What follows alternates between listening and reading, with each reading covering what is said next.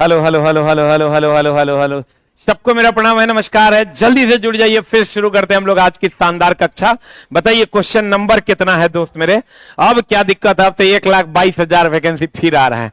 जल्दी बता, नंबर बता, कितना नंबर तक हुआ था, कितना तक? 105। 105 तक देखो तो कल हुआ था क्या? हमारी टीम के सदस्य कह रहे हैं कि 105 तक हो गया था। 104 तक हुआ था, 105 से हम लोग पढ़ेंगे। एमजी के परमाणु में इलेक्ट्रॉनिक वितरण का सही प्रदर्शन करता है। आपको पता है, हम बताए हैं। एमजी होता है 12, एमजी होता है दोस्त मेरे 12, 2, 8, 8, 18, तो ये हो जाएगा एमजी। एमजी हो गया 12, 12 हो गया तो हो जाएगा 2, 8, 2, 2, 8, 2। एमजी हो गया 12, 2, 8, 2, 2, 8, 2 हो गया। बताओ जल्दी से आंसर क्या हो जाएगा? 2, 8, 2 इज द राइट आंसर। अगला इस टाइप का क्वेश्चन पूछता है, किसने समझाया कि नाभिक नाभिक जो है, किसने समझाया कि नाभिक में परमाणु का द्रव्यमान धन आवेश में केंद्रित रहता है? नाभिक की जब ये बात करें ना, रदरफोर्ड मार देना है। नाभिक की बात करे, रदरफोर्ड मार देना है। नाभिक की बात करे, क्या मार देना है? रदरफोर्ड मार देना है। नाभिक की बात करें, रदरफोर्ड मार देना है दोस्त मेरे। एक संयोजकता वाले तत्व, देखो ये एनसीईआरटी में भी क्वेश्चन है, एससीईआरटी में भी है। अब संयोजकता क्या होता है, बढ़िया से देखो। हमने कहा 2, 8, हम थोड़ा पूछेंगे इसलिए बढ़िया से देखो। ये इलेक्ट्रॉनिक कॉन्फ़िगरेशन निकालने का तरीका है। अगर सोडियम लेते हैं, सोडियम 11 होता है तो ये हो जाएगा 2, 8, 1, 2, 8, 1। और अगर हम क्लोरीन लेते हैं, क्लोरीन 17 ले लो तो ये हो जाएगा 2, 8, 7। तो यहां जो उपस्थित है ये संयोजी इलेक्ट्रॉन है, ये संयोजी इलेक्ट्रॉन है। अगर 1, 2, 3, 4 संयोजी इलेक्ट्रॉन होगा तो वही संयोजकता भी होगा, संयोजकता भी इसका 1 होगा। लेकिन इसमें अगर आओगे तो यहां संयोजी इलेक्ट्रॉन, तो संयोजी इलेक्ट्रॉन बाह्यतम कक्षा का इलेक्ट्रॉन था 7 होगा। लेकिन अगर संयोजकता की बात करोगे तो संयोजकता जो होगा वो हो जाएगा दोस्त मेरे 8 में से 7 गया 1। अगर संयोजी इलेक्ट्रॉन 1, 2, 3, 4 होगा तो संयोजी इलेक्ट्रॉन बराबर संयोजकता। और अगर संयोजी इलेक्ट्रॉन 5, 6, 7, 8 रहे तो 8 में से घटा देंगे तब संयोजकता आता है। तो अब बताओ इसमें एक संयोजकता वाले तत्व कौन कौन है? एक तो धातु, धातु जितना है सबके बाह्यतम कक्षा में 1 होता है। अधातु में एगो हाइड्रोजन है जिसके बाह्यतम कक्षा में 1 होता है। तो आपको कहेगा तो कहिएगा धातु और धातु दोनों। हाँ जी, जोन चेंज करने का डेट आ गया है। बताओ एक संयोजकता वाले तत्व, एक तो धातु है, दूसरा क्या है? अधातु, दोनों है। तो संयोजकता निकालने के लिए बताओ तो मैग्नीशियम की संयोजकता कितनी? मैग्नीशियम 12 होता है, 2, 8, 2। इसकी संयोजकता बताओ कितनी? अगर 1, 2, 3, 4 हो संयोजी इलेक्ट्रॉन तो वही संयोजकता। अगर 5, 6, 7, 8 होता है 8 में से घटा देंगे, 8 में से घटा देंगे। बता दो जल्दी से आंसर क्या हो जाएगा। इसकी संयोजकता कितनी? इसकी संयोजकता कितनी हो जाएगी? 2। बाह्यतम कक्षा में 2 इलेक्ट्रॉन है, संयोजकता 2। अच्छा बताओ तो अक्रिय गैस की संयोजकता कितनी हो जाएगी? अक्रिय गैस की अगर हम बात करें, अक्रिय गैस की, अक्रिय गैस बाह्यतम कक्षा में मान लो नियोन है, नियोन 10, ये हो जाएगा 2, 8। तो बाह्यतम कक्षा में कितना संयोजकता, संयोजी इलेक्ट्रॉन की संख्या हो गई 8। अब संयोजकता हो गया, संयोजी इलेक्ट्रॉन की संख्या कितना? 8। संयोजकता हो गया 8 में से 8 गया कितना? 0। संयोजी इलेक्ट्रॉन, संयोजकता तुमको पूछेगा अक्रिय गैस का तो कहना अक्रिय गैस की संयोजकता 0। अक्रिय गैस की संयोजकता जो है, अक्रिय गैस की संयोजकता जो है, अक्रिय गैस की संयोजकता होती है 0। अक्रिय गैस की संयोजकता कितनी होती है दोस्त मेरे? 0। अक्रिय गैस की संयोजकता कितनी होती है? 0। अक्रिय गैस की संयोजकता कितनी होती है? 0। Helium, neon, argon, krypton, xenon, radon, ये सब महा भी आए, एम भी आए। अगर तुमको तुम्हारे सिलेबस में ये दिया हुआ है तो यही क्वेश्चन पूछेगा। अक्रिय गैस की संयोजकता कितनी होती है? 0। अक्रिय गैस की संयोजकता कितनी होती है? 0 होती है। जल्दी लिख, अक्रिय गैस की संयोजकता कितनी होती है? 3 प्रोटॉन और 4 न्यूट्रॉन वाले परमाणु की संयोजकता देख लो। 3, मान लो कोई तत्व है, मान लो कोई तत्व है जकरा में 3 प्रोटॉन है और 4 न्यूट्रॉन है, कर मतलब 7 होगा। इस 7 होगा तब ना, 7 में से 3 गया, 4 न्यूट्रॉन होगा, 3 प्रोटॉन है, तो 2 8 8 18। तो ये भैया इसका इलेक्ट्रॉनिक कॉन्फ़िगरेशन लिखोगे 2 1, तो ये जो 1 है यही ना संयोजी इलेक्ट्रॉन है, और अगर 1 2 3 4 होगा तो संयोजी इलेक्ट्रॉन जो होगा वही संयोजकता हो जाएगा, संयोजी इलेक्ट्रॉन जो होगा वही संयोजकता हो जाएगा, संयोजकता का मान भी कितना हो जाएगा, 1 हो जाएगा। देख लो, कहते हैं संयोजी इलेक्ट्रॉन की अगर हम बात करें 2 8 8 18, तो संयोजी इलेक्ट्रॉन 1 है, तो संयोजकता भी 1 हो जाएगा, संयोजकता भी कितना हो जाएगा, 1 हो जाएगा। तो कहते हैं 3 प्रोटॉन है, 3 प्रोटॉन है तो 2 1 संयोजी इलेक्ट्रॉन, संयोजकता भी 1 हो जाएगा, आंसर। अगला कहते हैं परमाणुओं के बारे में, परमाणुओं के बोर मॉडल का सही प्रदर्शन। देखो चला, परमाणु के बोर मॉडल का सही प्रदर्शन क्या है, ध्यान से समझना तो समझ में आ जाएगा। परमाणु के मॉडल का सही क्रम है 2 8, पहली कक्षा में 2, दूसरी कक्षा में 8, तीसरी कक्षा में 18। ये ऑर्डर में इलेक्ट्रॉन होना चाहिए, अगर ये ऑर्डर में इलेक्ट्रॉन रहेगा तो सही है। देख लो, पहला में 2 है, दूसरा में 1 2 3 4 5 6 7 है, दूसरा में या तो 8 रहेगा ना तो 8 से कम रहेगा, दूसरा में या तो 8 रहेगा, पहला में या तो 2 रहेगा ना तो 2 से कम रहेगा, और 2 से कम रहेगा तो दूसरा नहीं होगा, और दूसरा में अगर 8 होगा या 8 से कम होगा, दूसरा में या तो 8 होगा या 8 से कम होगा। तो ये देख लो, ये सही क्रम है। एकरा में 1 1 2 है, एकरा में 1 2 3 4 5 6 7 है, 8 से ज्यादा एकरा में दूसरी कक्षा में 8 से ज्यादा नहीं होगा, पहली कक्षा में 2 से ज्यादा नहीं होगा, तीसरी में 18 से ज्यादा नहीं होगा।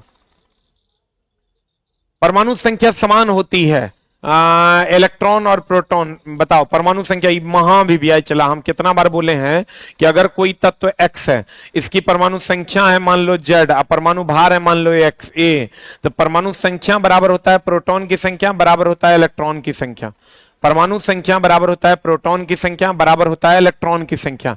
यानी पीडीएफ सामने जो टेलीग्राम का लिंक है उस पर मिल जाएगा, देख लो, परमाणु संख्या बराबर प्रोटॉन की संख्या बराबर इलेक्ट्रॉन की संख्या। परमाणु में संख्या समान होता, परमाणु संख्या समान किसके होता है, परमाणु संख्या समान होता है प्रोटॉन की संख्या और इलेक्ट्रॉन की संख्या के। ये पर जेड परमाणु संख्या है, देख लो, अगर जैसे सोडियम है 11 23, तो यहाँ 11 जो है ये परमाणु संख्या है, यही प्रोटॉन है, यही इलेक्ट्रॉन है, और न्यूट्रॉन निकालोगे ना तब में ये इसको परमाणु भार कहते हैं, न्यूट्रॉन निकालोगे तो a माइनस जेड हो जाएगा, a माइनस जेड मतलब हो जाएगा, आंसर हो जाएगा परमाणु भार में से परमाणु संख्या को घटा देंगे। एसके झा पर जैसा दुनिया में कोई दूसरा नहीं जो हमारे लिए इतना मेहनत करे। अरे दोस्त ऐसा कुछ नहीं है, हम लोग भी दोस्त मेरे इसलिए मेहनत करते हैं कि हमारा दुकान है ही, इससे हम पैसा कमाते हैं, समझा। लेकिन हाँ एगो बात जरूर है कि 1000 टका लेके अगर किसी को नौकरी दिलवा दो तो वो शायद अच्छा काम है, तो हमको ऐसा कभी कभी फील होता है कि ये अच्छा काम हम कर रहे हैं। अगर 1000 टका दे के अगर किसी को 1000 टका 500 टका 200 टका 40 टका 50 टका लेके अगर किसी को नौकरी दिलवा दें, उस दिशा में मेहनत करें, तो हमको लगता है मेरा काम अच्छा है। बाकी तो दुनिया चला किसी को अच्छा नहीं करती। अभी अगर हम तोरा कह दें कि बताओ मोदी जी या तोरा में देश के बढ़िया चला लेगा, तो ओकरों में दोस्त तू कंफ्यूज हो जाएगा कि लगता है हम ही देश बढ़िया चला लेंगे कि, तो लोग दुनिया सबको खराबे कहता है। लेकिन चला हम लोग कभी कभी सोचते हैं कि हम जो कर रहे हैं 500 1000 2000 रुपया लेकर के अगर किसी को जॉब की दुनिया तक पहुंचाने की कोशिश कर रहे हैं, शायद मेरा काम अच्छा है। गांजा दारू तो नहीं है ना बेच रहे हैं रे चला, बाकी जिसको जो सोचना है वो सोचेगा। बताओ ये परमाणु संख्या, ये प्रोटॉन की संख्या, यही इलेक्ट्रॉन की संख्या, न्यूट्रॉन निकालना तो 23 में से 11, तो हम ये कह सकते हैं परमाणुओं की संख्या जो होती है वो प्रोटॉन और इलेक्ट्रॉन की संख्या के बराबर है। परमाणुओं की संख्या जो है वो प्रोटॉन और इलेक्ट्रॉन की संख्या के बराबर। हम बोले थे चला 110 नंबर है, एकरा कहते हैं 110 नंबर है, ये 110 नंबर। अगला एक कोशिकीय जीव होते हैं पैरामीशियम, पैरामीशियम चला एक कोशिकीय जीव है। पैरामीशियम की अगर बात करोगे एक कोशिकीय जीव है, एक होता है यूकैरियोटिक, एक होता है प्रोकैरियोटिक। यूकैरियोटिक होता है दोस्त मेरे अविकसित, अविकसित होगा तो यूकैरियोटिक, एक होता है प्रोकैरियोटिक, प्रोकैरियोटिक, एक होता है यूकैरियोटिक, एक होता है प्रोकैरियोटिक। प्रोकैरियोटिक मतलब होता है विकसित, प्रोकैरियोटिक मतलब प्रोकैरियोटिक मतलब अविकसित, उल्टा हो गया। यूकैरियोटिक मतलब विकसित, प्रोकैरियोटिक मतलब होता है अविकसित, अविकसित, अविकसित। यूकैरियोटिक मतलब विकसित, प्रोकैरियोटिक मतलब होता है अविकसित।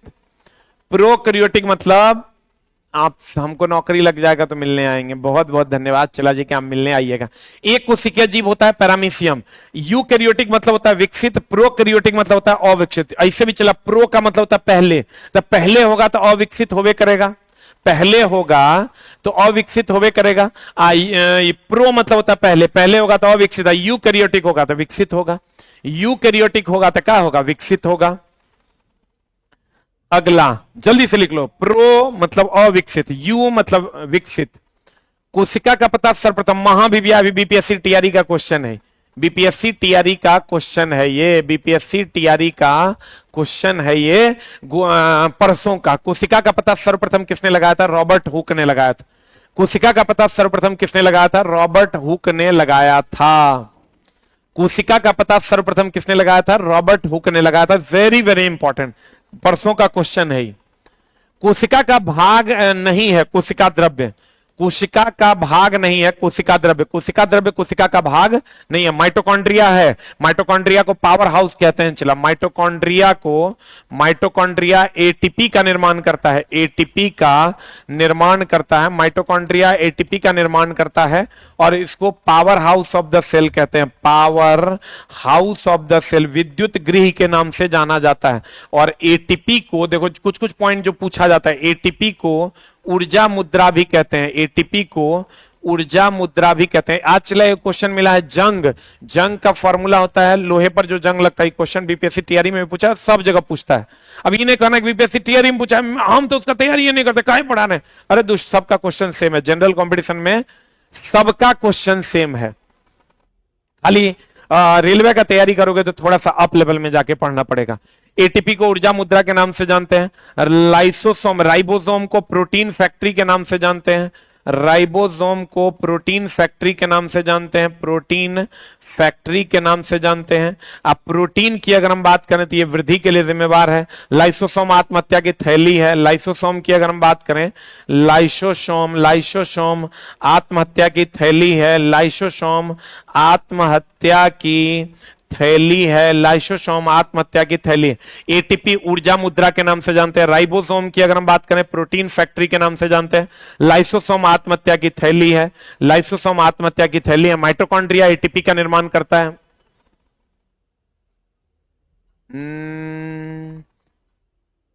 अब बताओ चला कि अभी लास्ट टाइम में चैप्टर कैसे पढ़ाया जा सकता है। लास्ट टाइम में आप क्वेश्चन डिस्कशन कर सकते हैं, लास्ट टाइम में आप सिर्फ क्वेश्चन डिस्कशन कर सकते हैं। लास्ट का 10 दिन बचा है दोस्त मेरे तुम्हारे एग्जाम को। बता जल्दी से, एटीपी को ऊर्जा मुद्रा कहते हैं, राइबोसोम प्रोटीन फैक्ट्री, लाइसोसोम आत्महत्या की थैली, माइटोकॉन्ड्रिया एटीपी का निर्माण करता है, power house of the cell इसी को कहते हैं, जंग का फॉर्मूला होता है Fe2O3। ये सब लिखते जाओ चला, जो किसी ने किसी एग्जाम का पूछा हुआ प्रश्न है।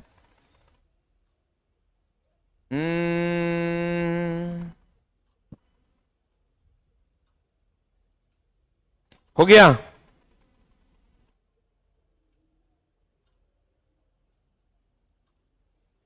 अरे हो गया, हो गया। एटीपी को ऊर्जा मुद्रा के नाम से जानते हैं, राइबोसोम प्रोटीन फैक्ट्री के नाम से जानते हैं, लाइसोसोम आत्महत्या की थैली, माइटोकॉन्ड्रिया एटीपी का निर्माण, power house of the cell इसी को कहते हैं। इतने पूछेगा चला। अब कहता है कोशिका का सबसे बाहरी परत को क्या कहते हैं, कोशिका का सबसे बाहरी परत को कोशिका झिल्ली कहते हैं, कोशिका के सबसे बाहरी परत को कोशिका झिल्ली कहते हैं और यह केवल प्लांट कोशिका में पाया जाता है। पादप कोशिका भित्ति का मुख्य मुख्य मुख्य मुख्य मुख्यतः बना होता है सेलुलोज का। सेलुलोज इसी को पचाने के लिए शाकाहारी की छोटी आंत, शाकाहारी की छोटी आंत लंबी होती है, शाकाहारी की छोटी आंत लंबी होती है, शाकाहारी की छोटी आंत लंबी होती है। इसको सेलुलोज को पचाने के लिए, सेलुलोज पचाने के लिए, सेलुलोज पचाने के लिए कहेगा पेड़ की छाल में क्या होता है, सेलुलोज होता है। कहेगा अगर तुमको पेड़ की छाल में, पेड़ की छाल में क्या होता है, सेलुलोज होता है। कहेगा पेपर किसका बना होता है, सेलुलोज का बना होता है।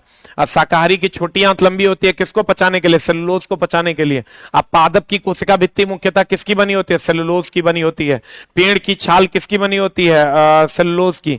पेपर में क्या होता है, सेलुलोज होता है। लाइकेन को प्रदूषण सूचक कहते हैं, लाइकेन इसको हम लोग प्रदूषण सूचक कहते हैं, प्रदूषण सूचक के नाम से जानते हैं। लाइकेन को प्रदूषण सूचक के नाम से जानते हैं। लाइकेन को प्रदूषण सूचक के नाम से जानते हैं। लाइकेन को पादप कोशिका भित्ति मुख्यतः बना होता है सेलुलोज का। एकदम चला पेशेंस से पढ़ना होगा, इतना आसान नहीं रहा है पढ़ाई। सब कौवा कुत्ता को नौकरी लेना है, पढ़ना किसी को नहीं है। पढ़ने के लिए पेशेंस चाहिए। अभी हम ऐसे ऐसे नाच करवा दें, कोई लड़का कोई लड़की को लाके तेरा बड़ा मजा आएगा, लेकिन कंटेंट पढ़ने में तेरा बहुत दिक्कत है, लेकिन नौकरी तेरा चाहिए। ये कैसे होगा रे दोस्त? इसके लिए तो पेशेंस के साथ आपको पढ़ना होगा, हमारे साथ इंगेज होना होगा, तब पूरा जिंदगी आप एंटरटेनमेंट कर पाइएगा। और नहीं तो चला जिंदगी झंड बन जाएगा। बताओ जल्दी से। कहते हैं सेलुलोज, शाकाहारी की छोटी आंत लंबी होती है सेलुलोज के कारण। सेलुलोज पचाने के लिए प्रयोग करते हैं हम लोग। सेलुलोज पचाने के लिए शाकाहारी की छोटी आंत लंबी। पेड़ों की छाल में सेलुलोज होता है, पेपर में सेलुलोज होता है। लाइकेन प्रदूषण सूचक है। लाइकेन जो है प्रदूषण सूचक है CO2 और SO2 का। लाइकेन प्रदूषण सूचक के रूप में जाना जाता है CO2 और SO2 का। जल्दी लीक, पादप की कोशिका भित्ति बनी होती है किसकी? सेलुलोज की। प्रोकैरियोटिक, अभी तुरंत बताए थे, जो अविकसित होता है। प्रोकैरियोटिक कोशिकाओं में गुणसूत्रों की संख्या मात्र 1 होती है, ये अविकसित होता है। क्रोमोजोम किससे बने होते हैं? प्रोटीन से। क्रोमोजोम किससे बने होते हैं? प्रोटीन से। प्रोटीन से किसका निर्माण होता है? उत्तक का। उत्तक से किसका निर्माण होता है? अंग का। उत्तक से किसका निर्माण होता है? अंग का। प्रोटीन अगर कहेगा किससे बना होता है तो एमिनो अम्ल से। प्रोटीन किससे बना होता है? एमिनो अम्ल से। आप क्रोमोजोम किससे बना होता है? प्रोटीन से।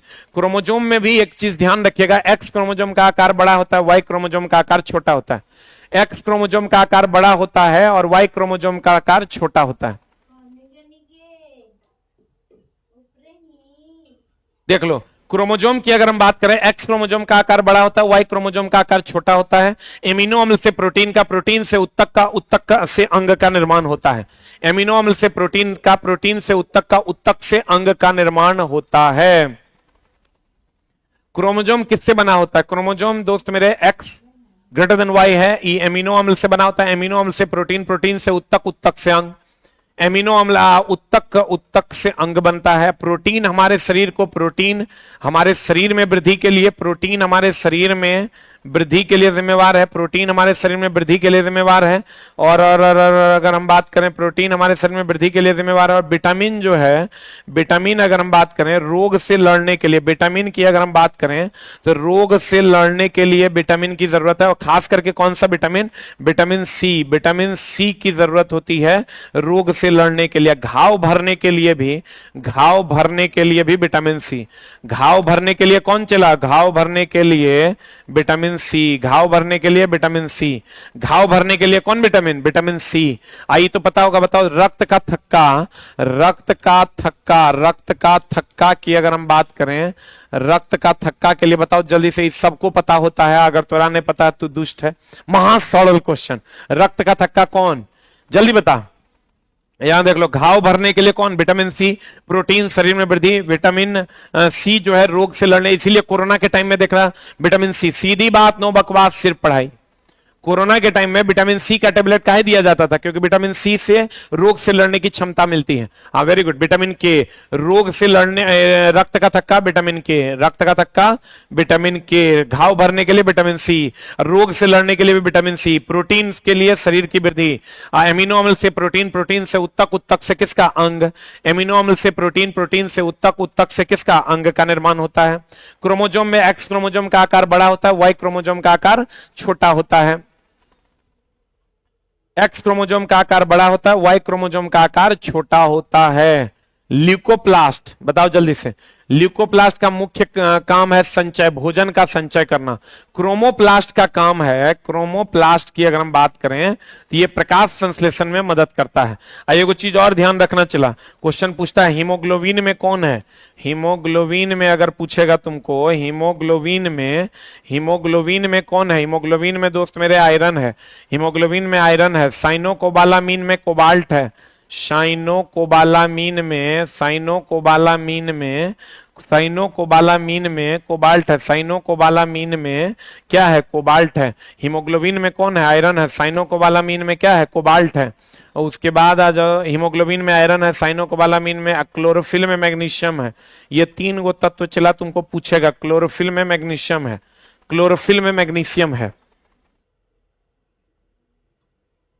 क्लोरोफिल में दोस्त मेरे क्या है? मैग्नीशियम है। क्लोरोफिल की अगर हम बात करें तो मैग्नीशियम है।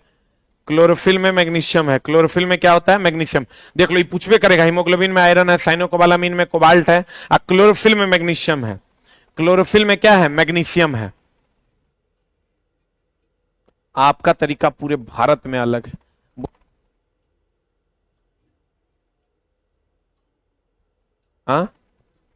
24 तारीख से ना, देख लो। हीमोग्लोबिन में होता है आयरन, हीमोग्लोबिन में होता है आयरन, साइनोकोबालामीन में होता है कोबाल्ट, और क्लोरोफिल में होता है मैग्नीशियम। क्लोरोफिल में क्या होता है दोस्त मेरे? मैग्नीशियम होता है। बिहार पुलिस का नया फाउंडेशन बैच 24 तारीख से है दोस्त। 24 तारीख से जो बच्चे इस बार नहीं देंगे, अगले बार जिनको बिहार पुलिस का एग्जाम देना है, 24 तारीख से 0 लेवल से बैच आ रहा है।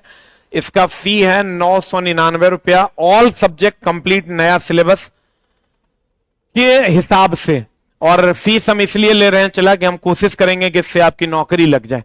पता चला 400 रुपया 300 रुपया फी ले लिए और पढ़ा ऐसा दिए कि तुम्हारा काम ही नहीं होगा। हम ये 999 रुपया लेंगे और प्रॉपर वे में सारा सब्जेक्ट कंप्लीट करवा देंगे। जो बच्चे अब आने वाले 1,22,000 के लिए तैयारी करना चाहते हैं, हमारा एक ऐप है आस ऑफिशियल ऐप, उसको आप विजिट कीजिएगा तो यहां पर आपको ये पूरा कोर्स मिल जाएगा। आस ऑफिशियल ऐप में जैसे ही खोलिएगा आपको बिहार एग्जाम मिलेगा, बिहार एग्जाम में बिहार पुलिस मिल जाएगा। ऐसे खोलिएगा तो इसमें बिहार एग्जाम मिलेगा, बिहार एग्जाम को क्लिक कीजिएगा, उसमें सबसे ऊपर में बिहार पुलिस मिल जाएगा। और दोस्त मेरे खूब मन लगा के पढ़िए। जिसका 7 तारीख को एग्जाम है, कोशिश कीजिए चला जो सिलेबस दिया हुआ उसको भी पढ़ें और अन्य चीजों को भी पढ़ें। बहुत अच्छा कॉन्सेप्ट देते हैं। देखो एकदम सिंपल है। हीमोग्लोबिन में आयरन, साइनोकोबालामीन में कोबाल्ट, क्लोरोफिल में मैग्नीशियम। एक चीज का और ध्यान रखिएगा, कोबाल्ट जो है ये कैंसर के उपचार में प्रयोग करते हैं, हम पीछे भी बता चुके हैं। कोबाल्ट कैंसर के उपचार में प्रयोग किया जाता है। किसी जीव के केंद्रक झिल्ली में नहीं होता है। क्या नहीं होता है? किसी जीव के केंद्रक झिल्ली नहीं होता है बैक्टीरिया। किस बैक्टीरिया में केंद्रक झिल्ली नहीं होता है। बैक्टीरिया की अगर हम बात करें तो इसमें केंद्रक झिल्ली नहीं पाया जाता है। अब बताओ पृथ्वी का अपमार्जक पूछेगा कौन है? पृथ्वी पर जो साफ सफाई, बताओ जल्दी से, पृथ्वी का अपमार्जक कौन है? पृथ्वी का अपमार्जक यानी पृथ्वी पर सड़ाने का काम कौन करता है? एक ऑप्शन होगा बैक्टीरिया, एक ऑप्शन होगा बैक्टीरिया, एक ऑप्शन होगा बैक्टीरिया, और दूसरा ऑप्शन होगा तुम्हारा कवक। बताओ आंसर क्या होगा? और तीसरा ऑप्शन है 1 एंड 2 बोथ, बैक्टीरिया और कवक दोनों। बताओ जल्दी से आंसर क्या हो जाएगा? बैक्टीरिया और कवक दोनों। What is the answer? पृथ्वी का अपमार्जक कौन है, बैक्टीरिया की कवक? जल्दी बताओ। पृथ्वी का अपमार्जक कौन है, बैक्टीरिया की कवक? पृथ्वी का अपमार्जक कौन है, बैक्टीरिया की कवक? पृथ्वी का अपमार्जक कौन है, बैक्टीरिया की कवक? What is the answer? पृथ्वी का अपमार्जक कौन है, बैक्टीरिया की कवक? What is the answer? जल्दी बता। पृथ्वी का अपमार्जक कौन है, बैक्टीरिया की कवक दोनों? क्योंकि ये सड़ाने का काम करता है, साफ करने का काम करता है। एक चीज और ध्यान रखना, चलो हम आगे बात कर लेंगे उस पर। द नेक्स्ट वन इज, अगला क्या कहता है? देखो बहुकोशिकीय जीव कौन है? इस सब है चला बहुकोशिकीय जीव, कवक, पादप, जंतु। पादप, पादप को उत्पादक भी कहते हैं और सबसे अधिक ऊर्जा इसी स्तर में होती है। ये ध्यान रखिएगा, सबसे अधिक ऊर्जा इसी स्तर में होता है। और पादप स्वपोषी होता है। पादप जो होता है दोस्त मेरे स्वपोषी होता है। अब पादप सूर्य के प्रकाश का 1% भाग मात्र ग्रहण करता है। सूर्य के प्रकाश का 1% भाग ग्रहण करता है। सूर्य के प्रकाश का मात्र 1% भाग ग्रहण करता है पादप। सूर्य के प्रकाश का मात्र 1% भाग ग्रहण करता है पादप। कवक की अगर हम बात करें, कवक की कोशिका भित्ति काइटिन की बनी होती है। जंतु तो होगा नहीं, चला बताओ जल्दी से। पादप के बारे में जान लो, उत्पादक होता है, सबसे अधिक ऊर्जा इसी स्तर में होता है, स्वपोषी होता है और सूर्य के प्रकाश का मात्र 1% भाग ग्रहण करता है। और यह प्रकाश संश्लेषण करता है, यह प्रकाश संश्लेषण करता है, प्रकाश संश्लेषण करता है। सबसे अधिक ऊर्जा इसी में होती है। वेरी वेरी इंपॉर्टेंट, बार बार कह रहे हैं दोस्त मेरे, प्रिंट निकाल लीजिए।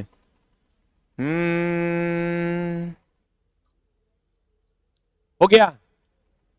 अरे हो गया। देखो एकदम शांति से पढ़ना पड़ेगा, चला नाच करने से नहीं होगा रिजल्ट, रिजल्ट होगा इस सब पढ़ने से। तुमको पूछेगा पादप क्या है, कहेंगे स्वपोषी है। ये क्या है, उत्पादक है। सबसे अधिक ऊर्जा किसमें होती है, पादप में होती है। सूर्य के जंतु में नहीं होते। सूर्य के प्रकाश का 1% भाग ही प्रकाश संश्लेषण में यूज करता है। इसमें कौन सी क्रिया होती है, प्रकाश संश्लेषण। प्रकाश संश्लेषण का क्या रिएक्शन है, जब CO2 H2O से अभिक्रिया करेगा प्रकाश की उपस्थिति में और क्लोरोफिल की उपस्थिति में, ये दे देगा C6H12O6 plus O2 plus H2O। ये रिएक्शन होता है। प्रकाश संश्लेषण के दौरान ऑक्सीजन मुक्त होती है। ये इतना चला, ये एनसीईआरटी में दिया हुआ है क्वेश्चन, ये एससीईआरटी में ये क्वेश्चन दिया हुआ है। सबसे अधिक ऊर्जा इसका होता है, ये भी क्वेश्चन दिया हुआ है। इसको आप पढ़ लीजिएगा तो आपका काम हो जाएगा। हाँ चला, जल्दी से बता दो आंसर। अगला, पादप कोशिकाओं में किस क्रिया द्वारा जल ग्रहण होता है, ऑस्मोसिस, परासरण के द्वारा। एक होता है परासरण, ये तो चला सूखे का फूलना। परासरण होता है सूखे का फूलना, सूखे का फूलना। जैसे एग्जाम्पल में हो गया किशमिश, जैसे एग्जाम्पल में हो गया किशमिश। एक होता है उत्क्रम परासरण। उत्क्रम परासरण, उत्क्रम परासरण की अगर हम बात करें, उत्क्रम परासरण होता है चला जल का शुद्धिकरण। याद रखना, जल का शुद्धिकरण, जल का शुद्धिकरण, जल का शुद्धिकरण। उत्क्रम परासरण की अगर हम बात करें तो जल का शुद्धिकरण। देख लो, परासरण सूखे का फूलना जैसे किशमिश। उत्क्रम परासरण की बात करोगे, जल का शुद्धिकरण। उत्क्रम परासरण की अगर हम बात करें तो जल का क्या होगा, शुद्धिकरण। उत्क्रम परासरण की अगर हम बात करें तो जल का शुद्धिकरण। देखो, परासरण सूखे का फूलना जैसे किशमिश, उत्क्रम परासरण जल का शुद्धिकरण। उत्क्रम परासरण की अगर हम बात करें तो जल का शुद्धिकरण, परासरण सूखे का फूलना जैसे किशमिश। पादप कोशिकाओं में जल ग्रहण करता है परासरण के द्वारा। पादप कोशिकाओं में जल का ग्रहण होता है किसके द्वारा, परासरण के द्वारा। पादप कोशिकाओं में जल का ग्रहण होता है परासरण के द्वारा। उत्क्रम परासरण के द्वारा जल का शुद्धिकरण होता है। Very very important. एक चीज और ध्यान रखना, किण्वन के द्वारा, किण्वन के द्वारा इथाइल अल्कोहल बनता है। किण्वन के द्वारा इथाइल अल्कोहल बनता है। वेरी वेरी इंपॉर्टेंट, किण्वन के द्वारा इथाइल अल्कोहल बनता है। एक और अगर पूछेगा तो हैबर विधि से, हैबर विधि से अमोनिया बनता है। हैबर विधि से अमोनिया बनता है। हैबर विधि से अगर हम बात करें तो अमोनिया का निर्माण हैबर विधि से होता है। हैबर विधि से अमोनिया का निर्माण, किण्वन विधि से इथाइल अल्कोहल बनता है। उत्क्रम परासरण के द्वारा जल का शुद्धिकरण होता है। अब पौधे जो जल ग्रहण करते हैं परासरण के द्वारा, परासरण मतलब सूखे का फूलना, इसका मतलब होता है किशमिश। जल्दी लिख, जल्दी लिख चला, ऐसा ना हो कि मिस हो जाए।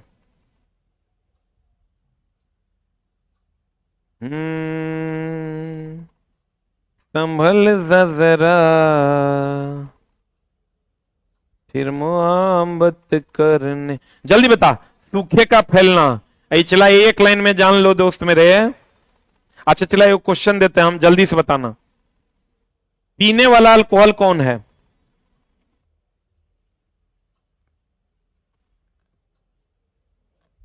पीने वाला अल्कोहल कौन है, पीने वाला। ये जो बता देगा समझ लेंगे कि तुम्हारी तैयारी बढ़िया है। पीने वाला अल्कोहल, एकदम एकदम छोटा सा क्वेश्चन दिया हम, CH3OH या दूसरा C2H5OH। बताओ पीने वाला अल्कोहल कौन है, जल्दी बता। पीने वाला अल्कोहल कौन है, CH3OH या C2H5OH।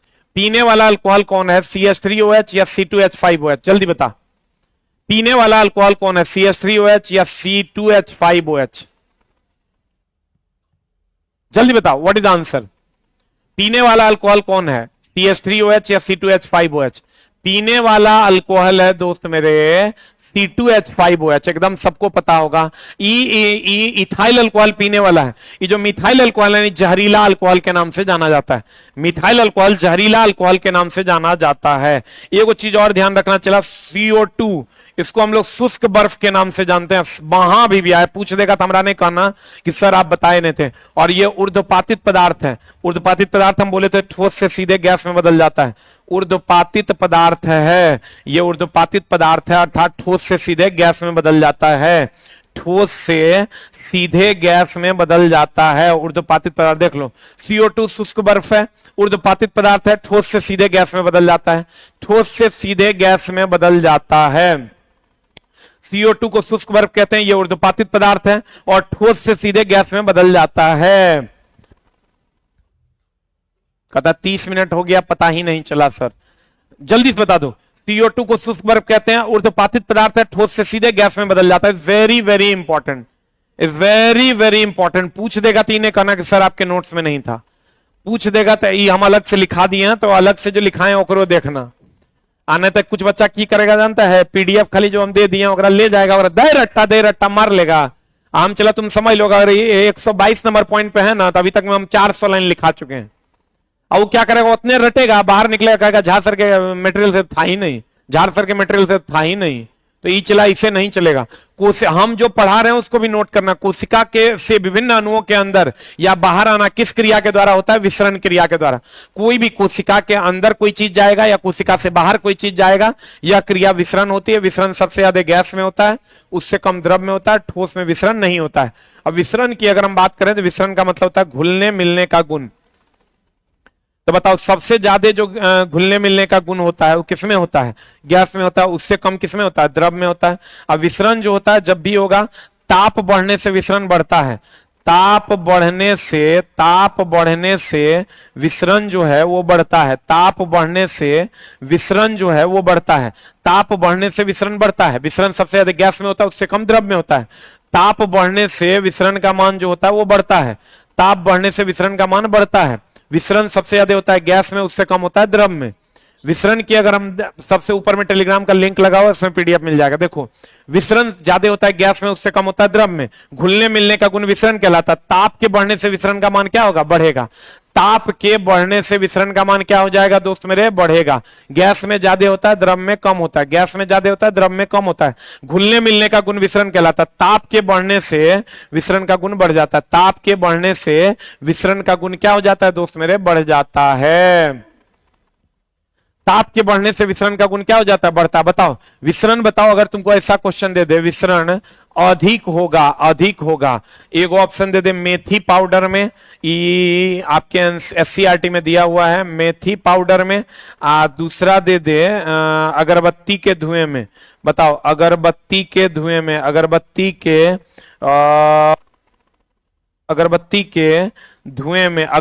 के धुएं में बताओ किसमें विसरण ज्यादा होगा? मेथी पाउडर में कि अगरबत्ती के धुएं में? एकदम विसरण का मतलब घुलने मिलने का गुण।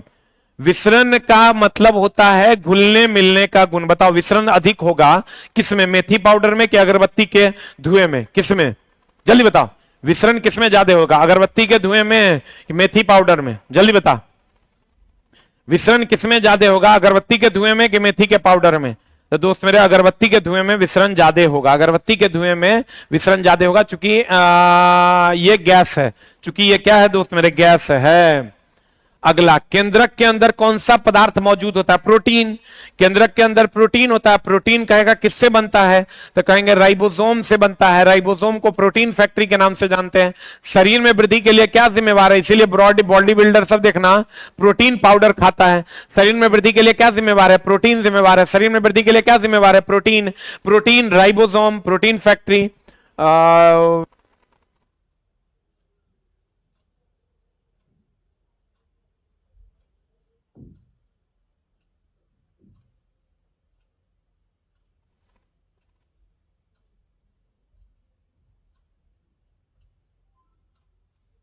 प्रोटीन राइबोसोम से, और ये शरीर में वृद्धि के लिए भी प्रोटीन जिम्मेवार है। शरीर में वृद्धि के लिए क्या जिम्मेवार है दोस्त मेरे? प्रोटीन जिम्मेवार। लाल रक्त कणिकाओं का निर्माण कहां होता है? अस्थिमज्जा में। It's very very important. लाल रक्त कणिकाओं का निर्माण अस्थिमज्जा में होता है, और लाल रक्त कणिकाएं ऑक्सीजन का वहन करती है। लाल रक्त कणिकाएं ऑक्सीजन का वहन करती है। और जो तुमको पूछ सकता है, प्लेटलेट जो है अपशिष्ट का वहन करता है। अपशिष्ट या नाइट्रोजनी पदार्थ का वहन करता है। अपशिष्ट का वहन जो है वो प्लेटलेट करता है। अपशिष्ट का वहन जो है वो कौन करता है? प्लेटलेट करता है। सॉरी प्लेटलेट, नहीं, प्लाज्मा करता है। अपशिष्ट का वहन जो है वो प्लाज्मा करता है, और प्लेटलेट जो है रक्त का थक्का बनाता है। प्लेटलेट जो है रक्त का थक्का बनाता है। रक्त का थक्का बनाता है, रक्त का थक्का। जब रक्त शरीर से बाहर निकलता है तो रक्त का थक्का बनाता है। हिपेरीन, हिपेरीन रक्त का थक्का नहीं बनने देता है। हिपेरीन रक्त का थक्का, रक्त का थक्का, रक्त का थक्का, रक्त का थक्का नहीं बनने देता है। हिपेरीन रक्त का थक्का नहीं बनने देता, हिपेरीन रक्त का थक्का नहीं बनने देता। देखो यही पूछेगा, एक तो आरबीसी किसका वहन करता है, ऑक्सीजन का वहन करता है। और अगर पूछेगा अस्थि मज्जा, अस्थि मज्जा की में आरबीसी का निर्माण होता है। प्लाज्मा अपशिष्ट का वहन करता है, प्लेटलेट रक्त का थक्का बनाता है। हिपेरीन जो है वो रक्त का थक्का नहीं बनने देता है। और रक्त का थक्का बनाने के लिए और हम लोग विटामिन के का उपयोग करते हैं। तत्व में कहेगा तो कैल्शियम का, और अगर यौगिक में कहेगा तो फिटकिरी का उपयोग करते हैं। Very very important, is very very important. आपका फेस भाग छुट्टा, जल्दी बता। आप 8 बजे तक क्लास लीजिए ना सर। हाँ चिल्ला रही, मेरा क्लास बैक टू बैक 14 को रहता है, 1 घंटा हम तुम्हारे लिए निकालें। जल्दी बताओ what is the answer. Plasma की अगर हम बात करें, अपशिष्ट का वहन करता है, प्लेटलेट रक्त का थक्का बनाता है, प्लेटलेट रक्त का थक्का। हिपेरीन रक्त का थक्का नहीं बनने देता। रक्त का थक्का बनाने के लिए विटामिन के, कैल्शियम और फिटकिरी। फिटकिरी क्या, विटामिन के देखना दाढ़ी वाड़ी में कट जाता है तो हम लोग क्या लगाते हैं, फिटकिरी लगाते हैं। जल्दी लिख, हो गया, हो गया। अगला जल्दी लीक, प्लाज्मा अपशिष्ट का वहन, प्लेटलेट रक्त का थक्का बनाता है, हिपेरीन रक्त का थक्का नहीं बनने देता है। और आरबीसी का निर्माण अस्थि मज्जा में होता है। कोशिका का ऊर्जा गिरी अभी तुरंत पढ़ा दिए थे हम। कोशिका के ऊर्जा गिरी माइटोकॉन्ड्रिया को कहते हैं। माइटोकॉन्ड्रिया एटीपी का निर्माण करता है। एटीपी को ऊर्जा मुद्रा के नाम से जानते हैं, अभी जस्ट पढ़ाए। जो लेट से जुड़े होंगे उनको खाली नहीं पता होगा। राइबोसोम अभी तुरंत पढ़ाए। राइबोसोम द्वारा किसका संश्लेषण किया जाता है, प्रोटीन का। प्रोटीन का निर्माण राइबोसोम के द्वारा। लाइसोसोम आत्महत्या की थैली है। अभी तुरंत बताओ, अभी तुरंत बताएं, पौधों में हरा रंग किससे होता है, हरित लवक से होता है। पौधों में जो हरा रंग होता है हरित लवक से होता है। सबसे कम प्रकाश संश्लेषण बताओ तो किस रंग में होता है, सबसे कम प्रकाश संश्लेषण, सबसे कम प्रकाश संश्लेषण किस रंग में होता है, जल्दी बता। एक ऑप्शन है हरा और दूसरा ऑप्शन है लाल। जल्दी बता, सबसे कम प्रकाश संश्लेषण किस रंग में होता है, हरा में कि लाल में, जल्दी बता, जल्दी बता। प्रकाश संश्लेषण की अगर हम बात करें, प्रकाश संश्लेषण सबसे कम प्रकाश संश्लेषण किस रंग में होता है, हरा रंग में, क्योंकि उस सबको लौटा देगा। हरा रंग पे जैसे ही चला, जल्दी बता, हरा रंग में, ब्लैक में, हरा रंग में कि लाल में, जल्दी बता। सबसे कम प्रकाश संश्लेषण किसमें होता है,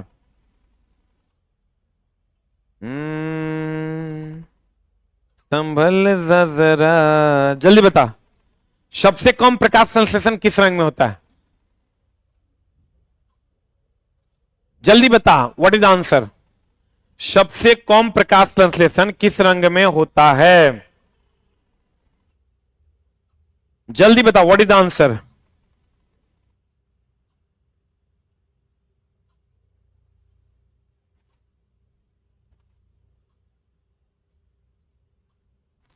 सबसे कम प्रकाश संश्लेषण बताओ जल्दी से किस रंग में होता है। ये तो हमको लगता है सब लगभग बता देगा। आंसर बताओ क्या होगा, व्हाट इज द आंसर, जल्दी बता। हरा में कि लाल में कि कोई अन्य रंग है तो और मन में तो बता। सबसे कम प्रकाश, देखो चला, प्रकाश संश्लेषण इज वेरी वेरी इंपॉर्टेंट। प्रकाश संश्लेषण से क्वेश्चन पूछेगा। ये तो चला, पौधों में हरा रंग होता है किसके कारण, हरित लवक के कारण। पौधों में हरा रंग होता है हरित लवक के कारण। ये तो ठीक है, लेकिन इसका आंसर बताओ। हम नहीं बताएंगे, तुम बता।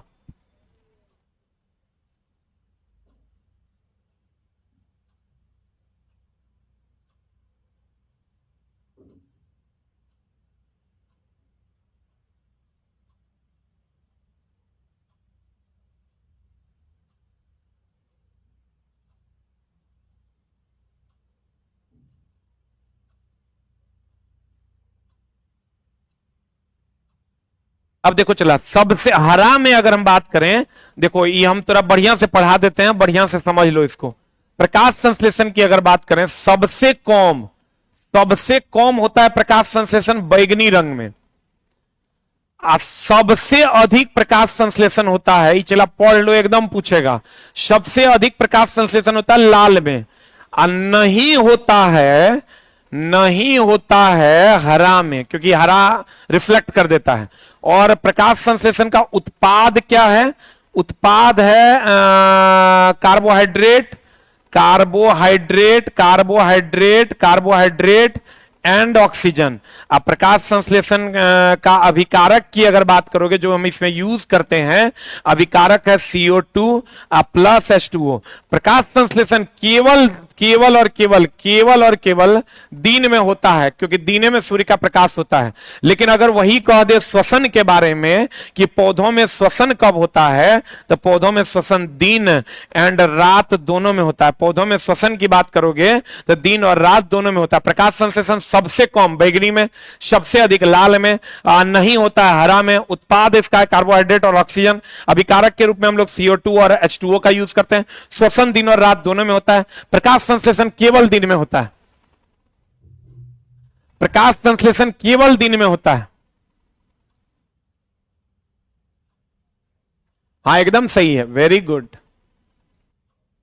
जल्दी बताओ, सबसे कम होता है बैगनी में, सबसे अधिक होता है लाल में, और नहीं होता है हरा में, केवल दिन में होता है। लेकिन श्वसन जो होता है पौधा में, वो दिन और रात दोनों में होता है। श्वसन की अगर बात करोगे पौधों में, तो वो दिन और रात दोनों में होता है। सीधी बात, नो बकवास, सिर्फ पढ़ाई। पता श्वसन कहां होता है दोस्त मेरे? दिन और रात दोनों में होता है। श्वसन की बात करोगे दिन और रात दोनों में। प्रकाश संश्लेषण सबसे कम बैगनी में, सबसे अधिक लाल में, नहीं होता है हरा में। उत्पाद है कार्बोहाइड्रेट और ऑक्सीजन। अभिकारक के रूप में CO2 प्लस H2O। श्वसन प्रकाश संश्लेषण केवल दिन में होता है। श्वसन दिन और रात दोनों में होता है। श्वसन दिन और रात दोनों में होता है। अभी तुरंत पढ़ाए थे 1% ही सूर्य का प्रकाश यूज करते हैं हम लोग। सूर्य का प्रकाश हम लोग यूज करते हैं प्रकाश संश्लेषण में, मात्र 1%, मात्र 1% ऊर्जा हम लोग यूज करते हैं प्रकाश संश्लेषण में। अभी जो चला हिस्ट्री है ना, हिस्ट्री तुम लोग चूंकि वर्ल्ड हिस्ट्री नहीं के बराबर पढ़ता है, इसी में अगर गांधी वगैरह के बारे में होता तो खट तुम पढ़ता। 2 अक्टूबर को गांधी जी फलना, 1947 में भारत आजाद हुआ फलना, उतना तो हमारा हिस्ट्री नहीं आता है। लेकिन चला वो तोरा लिए इंटरेस्टिंग था। लेकिन वर्ल्ड हिस्ट्री जैसे ही दे दिया ना, तोरा लिए थोड़ा सा दिक्कत होता है तुमको पढ़ने में। लेकिन चला पेशेंस के साथ पढ़ लोगे तो काम हो जाएगा। दिक्कत तभी तक दिक्कत है जब तक तुम उसको सीखने की कोशिश नहीं करते हो।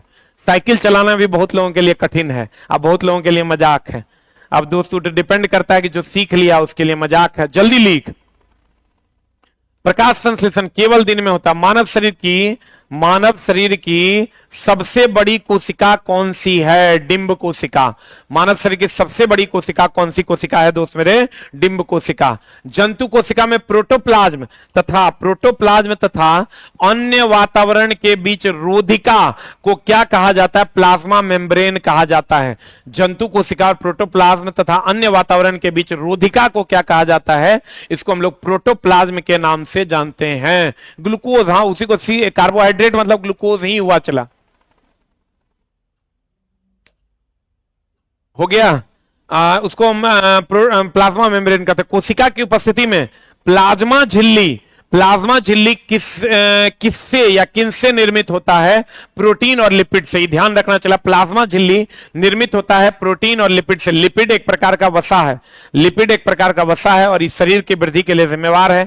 कितना बार हम बोले हैं, शरीर की वृद्धि के लिए जिम्मेवार है। रोग से लड़ना है, शरीर की वृद्धि के लिए जिम्मेवार है। और रोग से लड़ना है, रोग से किससे दोस्त मेरे? रोग से लड़ना है। शरीर की वृद्धि के लिए जिम्मेवार है प्रोटीन। लिपिड एक प्रकार का वसा है। रोग से लड़ना है तो विटामिन की आवश्यकता है। रोग से लड़ना है दोस्त मेरे तो विटामिन की आवश्यकता है। रोग से लड़ना है तो विटामिन, रोग से लड़ना है तो विटामिन। शरीर की वृद्धि करना है तो प्रोटीन। शरीर में कहेगा कम वृद्धि हो रहा है, किसके कारण? प्रोटीन के कारण। तो कहते हैं कोशिका की उपस्थिति में प्लाज्मा झिल्ली किससे निर्मित होता है? प्रोटीन और लिपिड से। प्लाज्मा झिल्ली किससे निर्मित होता है? प्रोटीन और लिपिड से। प्लाज्मा झिल्ली किससे निर्मित होता है? प्रोटीन और लिपिड से निर्मित होता है। शब्द सेल ये देख लो चला, तो एकदम अभी का परसों का क्वेश्चन पूछा हुआ है। शब्द सेल का प्रतिपादन किसके द्वारा किया गया था? अभी पीछे भी बताया, रॉबर्ट हुक। कोशिका का शब्द का परिचय किसने किया था? रॉबर्ट हुक ने। सेंट्रोसोम किसमें पाया जाता है? वेरी वेरी इंपॉर्टेंट, साइटोप्लाज्म में। साइटोप्लाज्म में सेंट्रोसोम पाया जाता है, याद रखना। साइटोसोम कहां पाया जाता है? सेंट्रोसोम कहां पाया जाता है? साइटोप्लाज्म में पाया जाता है। यहां पर कुछ कुछ चला तुमको पूछा जाएगा ऑक्सीन के बारे में।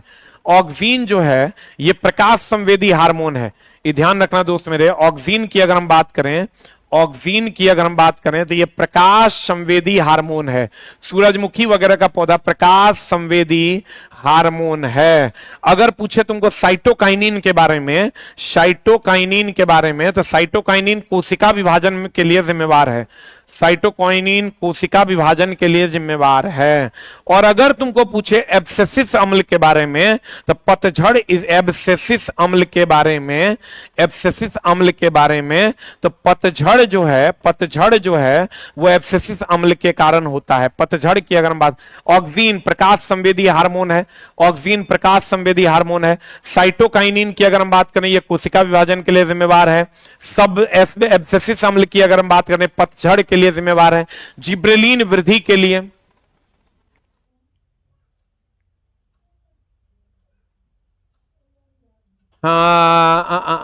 जल्दी बताओ, जिब्रेलिन वृद्धि के लिए, जिब्रेलिन जो है दोस्त मेरे, जिब्रेलिन जो है दोस्त मेरे ये वृद्धि के लिए जिम्मेवार है। जिब्रेलिन जो है ये वृद्धि के लिए जिम्मेवार है। ऑक्सीन प्रकाश संवेदी हार्मोन है। साइटोकाइनिन कोशिका विभाजन के लिए जिम्मेवार है। एब्सेसिस अम्ल पतझड़ के लिए। जिब्रेलिन जो है ये वृद्धि के लिए जिम्मेवार है।